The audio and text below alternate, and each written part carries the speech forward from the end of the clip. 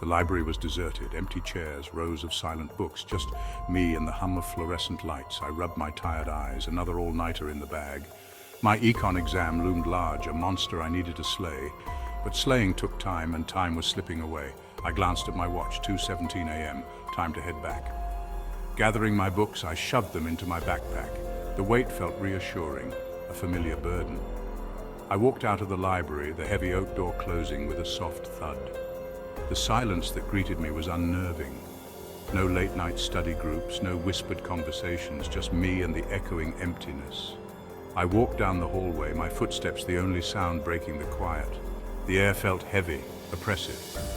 A sense of unease crept up my spine. I shook it off, telling myself it was just the late hour playing tricks on my mind. But deep down, a primal fear began to stir. Stepping out onto the quad, I was met with an eerie stillness. The usually bustling campus was deserted, shrouded in an almost unnatural silence. The only sound was the rustling of leaves in the night breeze. The old oak trees swayed ominously, their branches casting long, dancing shadows in the moonlight. I pulled my jacket tighter around me, the night air suddenly feeling much colder. The buildings around me seemed to loom, their darkened windows like watchful eyes. I felt exposed, vulnerable. The once familiar path back to my dorm now felt alien, threatening. I picked up my pace, my heart starting to pound in my chest. Every rustle of leaves, every creak of a branch sent a jolt of fear through me. The campus, usually alive with activity, now felt like a ghost town, and I, the only living soul in it. As I walked, I thought I heard a faint sound like someone whispering my name. I stopped, holding my breath, and listened intently. The sound came again, a low murmur carried on the wind. I couldn't make out the words, but the tone was unmistakable, urgent, pleading. I scanned the area, my eyes straining in the dim light. The shadows seemed to deepen, concealing more than they revealed. A shiver ran down my spine. I felt a surge of adrenaline, the primal instinct to flee kicking in. The whispering started again, closer this time. It seemed to be coming from the old abandoned science building on my right. Its windows were dark, like empty sockets staring back at me. A wave of dizziness washed over me. I felt an overwhelming urge to run, to get as far away from this place as possible. I forced myself to keep moving, my pace quickening with every step. As I rounded the corner by the library, I saw it, a figure standing at the far end of the path, partially obscured by the shadows. It was tall and slender, and it seemed to be swaying slightly. I froze, my breath catching in my throat. My mind raced, trying to make sense of what I was seeing. Was it another student returning home late like me, or was it something else, something more sinister? The figure took a step closer, and I felt a surge of pure, unadulterated terror.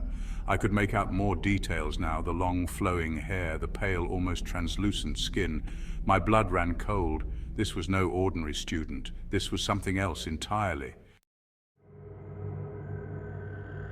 I didn't wait to see any more. I turned and ran, my backpack bouncing against my back. Adrenaline coursed through my veins, propelling me forward. I didn't dare look back, terrified of what I might see. The whispering seemed to follow me, growing louder with every step. I could hear the pounding of my own footsteps echoing in the night, the frantic beating of my heart in my ears.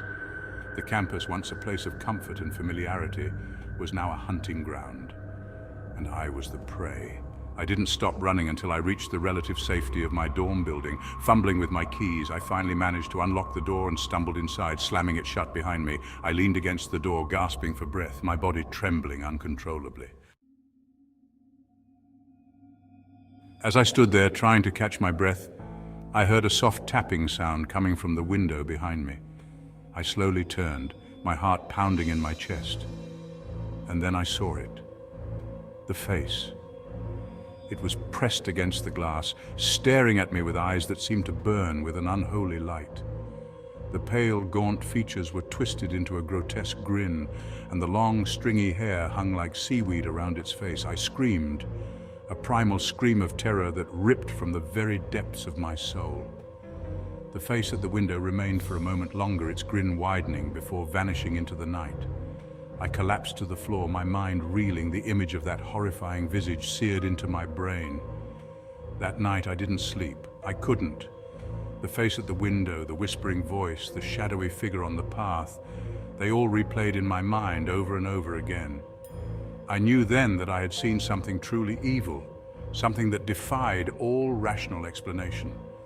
And I knew that I would never forget the terror of that night, the night I encountered the darkness that lurked on the edges of our reality.